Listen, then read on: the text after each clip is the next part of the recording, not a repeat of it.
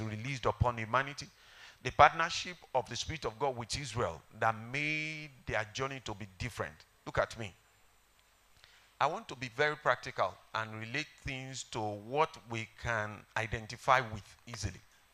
How many of you here know anybody, maybe friends when you were in primary school, secondary school, whose father was a herbalist or babalawo, or you know the father had charms, and you know that the charms were potent, or you knew that the person, the parents have businesses, and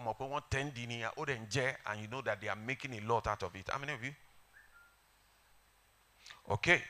If you have ever had relationship with those kind of people before, you yourself will know that there is a special force that is backing them up in life. Do you get it? That thing for Israel is what they call the glory. In Israel, if it need the glory. Do you get it? Do you get it? You know, when Israel was moving about, there will be fears in the mind of the other nations when they hear about Israel. Because there was glory. That glory was the cloud that was going in front of them, and that was turning to fire later at night. That glory is the reason we can speak in tongues. Listen, for those of you that didn't come on Wednesday, I shared the testimony. A man of God friend of mine came to Shogo last week. He's doing ministry at Imesile. And he was telling the story of how God sent him down to that place. And I will quickly go through the story again. Why? So that you can understand what glory means. He was trying to find out what the plan of God was for his life, and he wanted to study law at the university. But while he was waiting for the processing of admission, he decided to go to a particular Bible school. So while they were at the Bible school, they taught them a course, how to be led by the Spirit of God. And after the lectures, the lecturer told them, go and take time to pray and tell God to give you direction to your life. And so he went to pray. Pay attention to these. And after praying, he went to bed. And while he slept, he had a revelation. He said he saw on a mountain a man, an old man. All the hair was white. You know, that is God, the Ancient of Days. Arugbo Ojo. When you see such, it means the Ancient of Days. Arugbo. Oh, le real long. When you see somebody in a dream, Tori efunfun, tori black hair, come back in Shalom. Everything must be white. But koni urugbo, oh my handsome.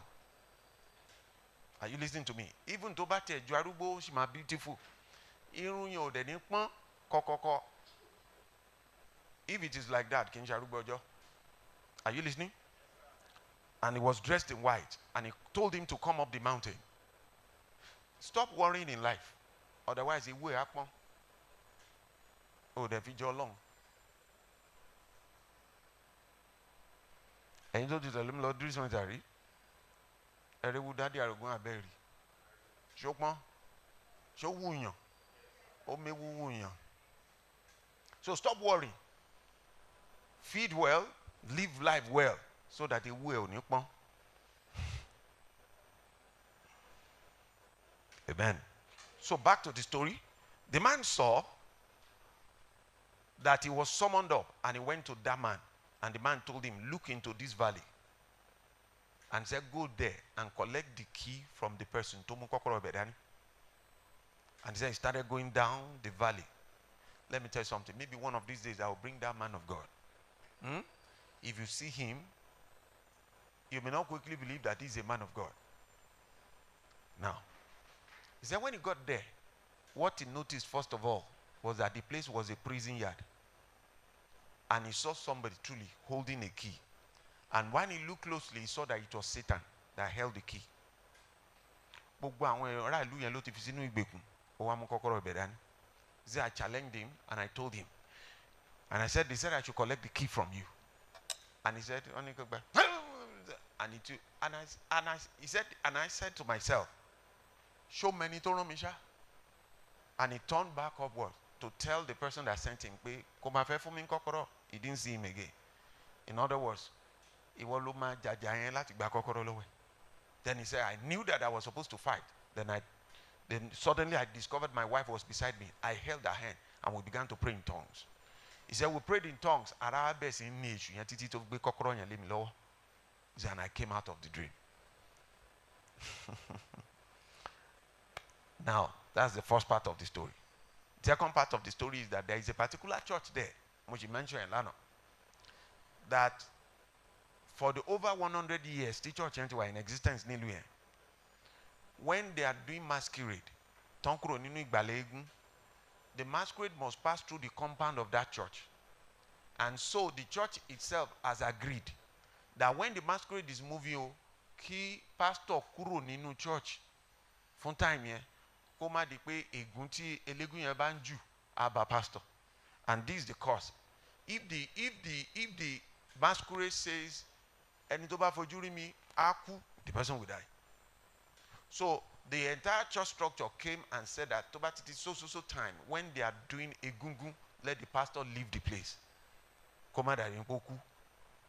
Now, one of these days they were now doing oro. This my pastor friend didn't know they were doing oro. I think he went for night vigil, maybe he was coming back or he was just going. And suddenly he'll meet an oro. He was, they started throwing incantations at him, and suddenly he found out he became deaf and dumb. He couldn't talk again and he couldn't hear them again. But don't forget the original dream he had.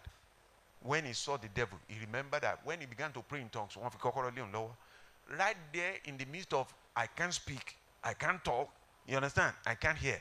On the inside, he began to pray in tongues. You know what happened? Can you believe what happened? If I tell you what happened, can you believe it? Literal fire came from heaven and consumed the Oro people. Literal fire came from heaven and consumed the Oro people. Now, this is where I'm going. But there was another church.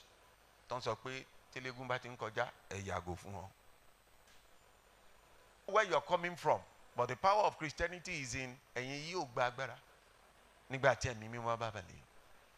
I say this and I say it again. For those of you that know the difference, when you hear of miracles,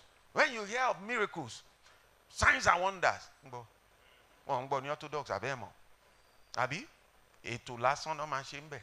they are now